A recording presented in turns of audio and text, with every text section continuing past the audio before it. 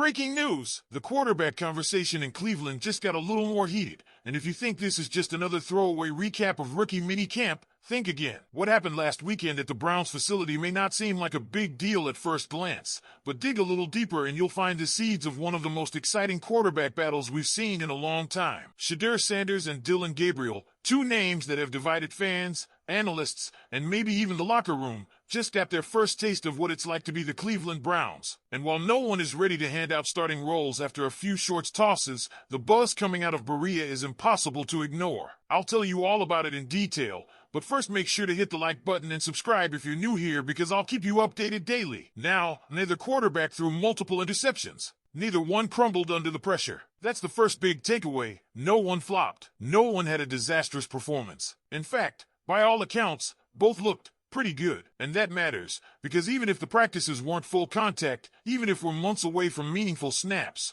what it really showed us is that neither of these guys cowers under the weight of expectation. Sanders, with all the attention and spotlight of his college days and his name, and Gabriel, the less heralded pick, already getting a taste of what it's like to be the underdog in Cleveland.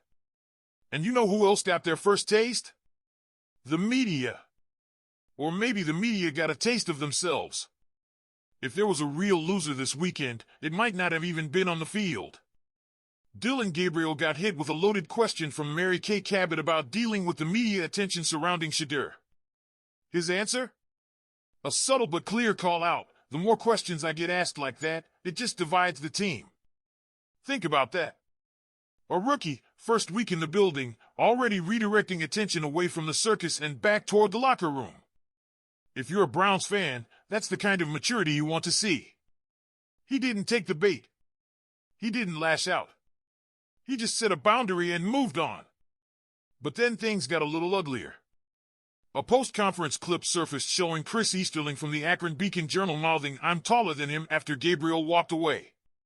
It's a cheap shot. It's the kind of moment you'd expect at a bar, not a media room. And it blew up for all the wrong reasons. The press isn't supposed to be the story. But here in Cleveland, where fans have often criticized local coverage for being more drama than football, this was another example of why that criticism sticks. The Browns aren't the only ones being evaluated during these early practices. The spotlight swings both ways, and the media didn't exactly shine. Now, while we're on the subject of standing out, let's talk Carson Swessinger. The linebacker out of UCLA just got dealt a massive opportunity, and not the kind you ever want to see. Jeremiah Owusu-Koramoah, one of the most electric pieces on this defense, has been placed on the physically unable to perform list. He's out for the entire 2025 season. That's devastating news. But in the NFL, as harsh as it sounds, opportunity often comes from someone else's misfortune. Swessinger now has a chance to step up in a major way. The bar isn't impossibly high. Devin Bush played around 50% of snaps after JK's injury last season, and if Swessinger can just meet that threshold, he's going to be on the field. A lot. From day one. If you're a fan thinking long-term about the Browns' linebacker core, this might be the start of something bigger. Swessinger has the physical tools, the intelligence, and now he's got the reps coming his way. This isn't just a depth chart shift, this is a career opportunity. Let's see if he seizes it. Then there's Mason Graham. Big man. Bigger expectations. And yes, a big moment that caught a lot of eyes. Graham was caught on camera throwing up during practice. And here's where the hot takes started flying. Some tried to paint it as a conditioning issue. Others said it was a red flag. But let's not kid ourselves, this is a nearly 300-pound interior lineman working under the early May sun, putting in the kind of effort that leads to moments like this. If you've ever pushed yourself past your physical limit, you know what this looks like. And in the trenches, in the NFL, that edge, that willingness to give everything, sometimes shows up as a little puke on your visor. You want a guy who's all in? You got one in Graham. If this becomes a pattern, sure, then maybe we need to talk about conditioning. But right now, it's early May, and the man is grinding. That's the kind of visual that doesn't scare off Browns fans, it fires them up.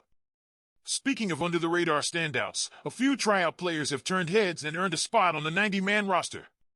That's no small feat when you come in as an invitee, with no guarantees, no draft position, and leave with a contract. That's a win. 3 wide receivers, not household names yet, are now officially in the running for a spot on this team. And this isn't just symbolic. The Browns' wide receiver spot is open after Jerry Jeudy and Cedric Tillman. Everything else? Up for grabs.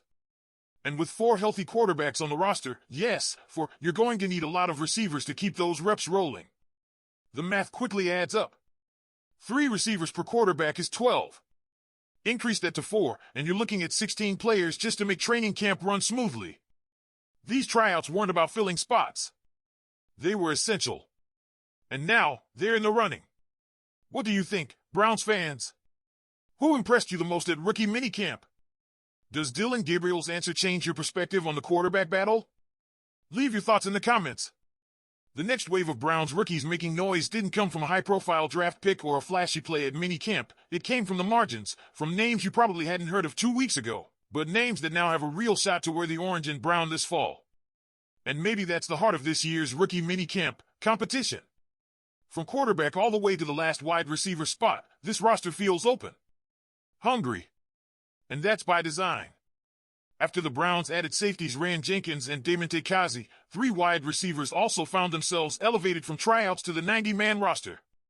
These weren't just depth adds to fill bodies, they were strategic, because beyond Jerry Jeudy and Cedric Tillman, the wide receiver group is in flux.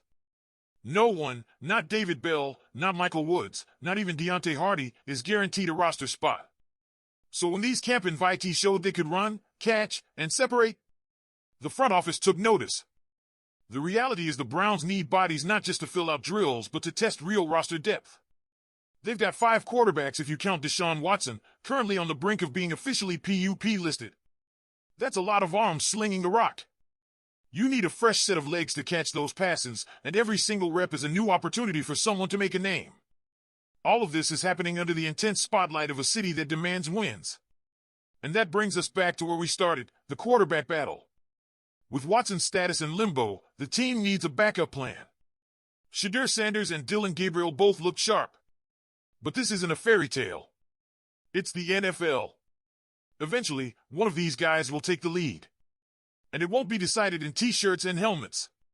It'll be won in August, when the pads come on, the lights get hot, and the real bullets start flying. But for now, both young arms are doing what they're supposed to do, competing without cracking. So, what do you think? Are you rooting for Shedeur to take over, or does Gabriel's team-first mentality make you believe he could be the guy? Your opinion matters. And if you enjoyed this analysis, be sure to like and subscribe for more Browns updates throughout the offseason. Go Browns!